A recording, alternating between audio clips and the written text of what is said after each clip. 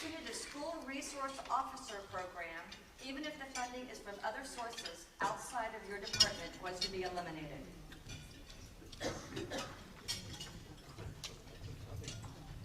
The answer to that question is absolutely.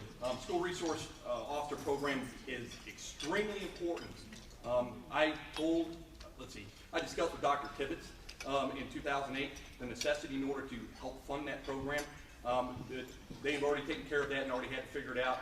I provided some type of information in order to alleviate some of the costs because she was undergoing some financial problems, and of course the school is still trying to do that. So, Dr. Tibbetts, I'll tell you this, ma'am.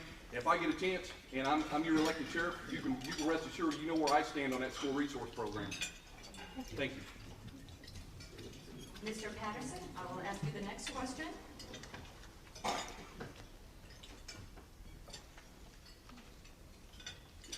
What is the source of the sheriff's budget, and is it available to the public? If not, will you make it available? The budget should always be made available to the public. It's your money. You're a taxpayer. And if I'm sheriff, it's going to be on the websites. You know, it's going to be posted. You can come in and talk to me anytime about it. That you feel that maybe it's getting too high, maybe we're not spending money in the right place. If you go on my website at Patterson, #4 Sheriff right now, you'll find that I have links on there already to forensic analysis and other budget-related studies that went on in the Sheriff's Department. And I'm a taxpayer, understand money, understand we're all hurting, and you bet. I'm very budget conscientious. Thank you. Mr. Mitchell, how will you ensure the transparency of the sheriff's finances?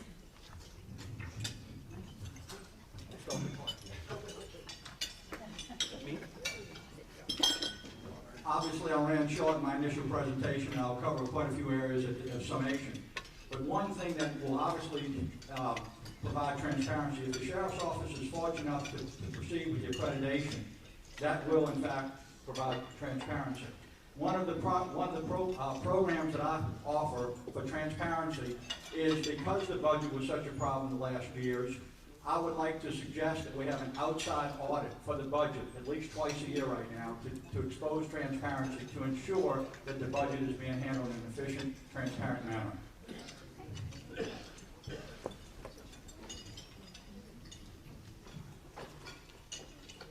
Thank you. Mr. Livingston, if elected, what would be your first order of business as Okaloosa County Sheriff?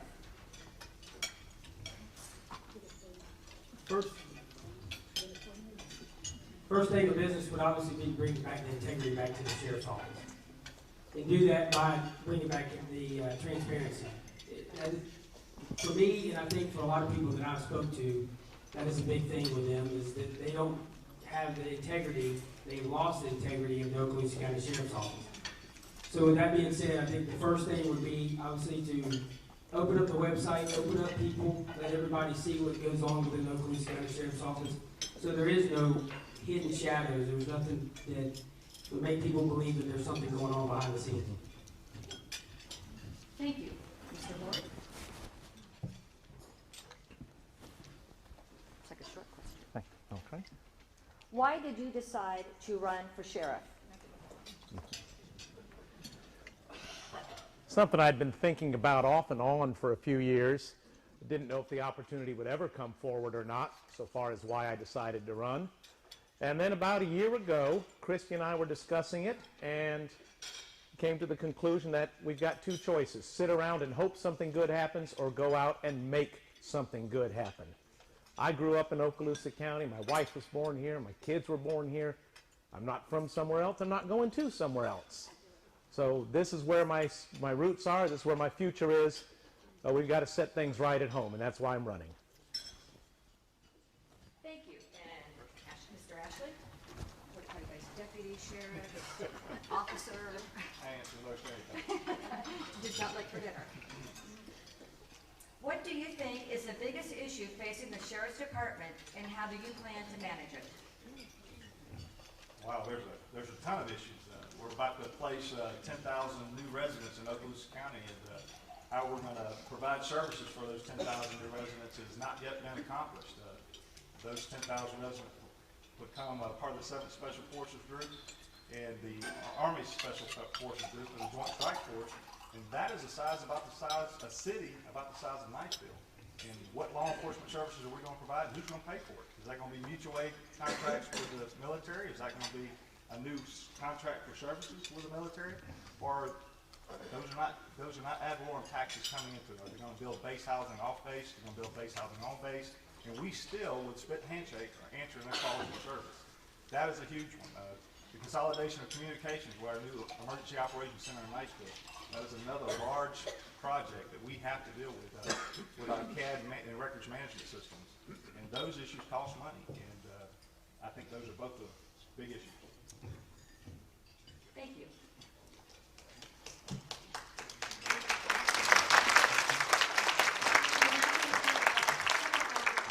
And this time I'll start down here with Mr. Patterson.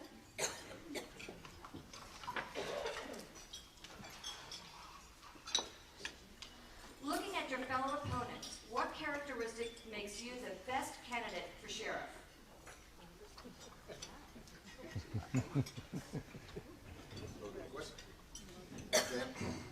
I have 28 years of absolute experience and a lot of tactical operations, accountability, logistics, plans, you name it. I've been there and done it.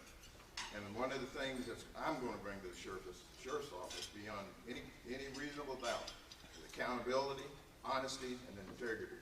And I'll work extremely hard to see that the deputies underneath me bring that to the same office.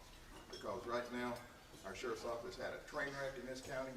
Until we get that train back on the track and get it moving down and get accountability moving in the direction again, we got a big problem. Thank you. Mr. Mitchell?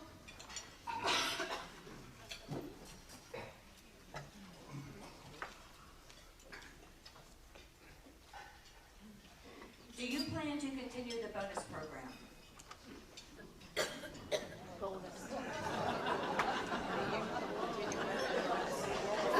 That's a good question, and I will not have the time to discuss that as much as I'd like to.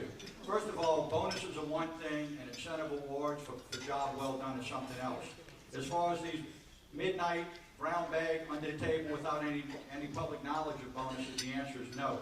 My attitude is when a deputy, any deputy receives any award, it's something we should all be proud of. We ought to have public gatherings like this and announce it to everybody that officer so-and-so, deputy so-and-so got a bonus. So if and when we do have bonuses, it's not going to be in the dead of night. Everything's going to be transparent. I suggest to you that there's lots of opportunities where deputies deserve certain awards. Bonuses, not necessarily $10,000, $20,000. It may be something, a dinner for two at a restaurant donated by somebody in this county for a job well done, for a life-saving type thing. But like everybody else says up here, we talk about transparency. I'd like to say one other thing real quick if time permits.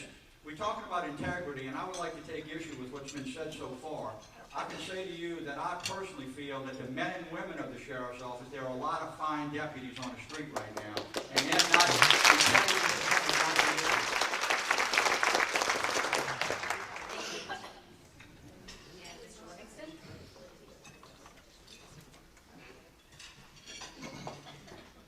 What have you learned while campaigning for sheriff that has surprised you?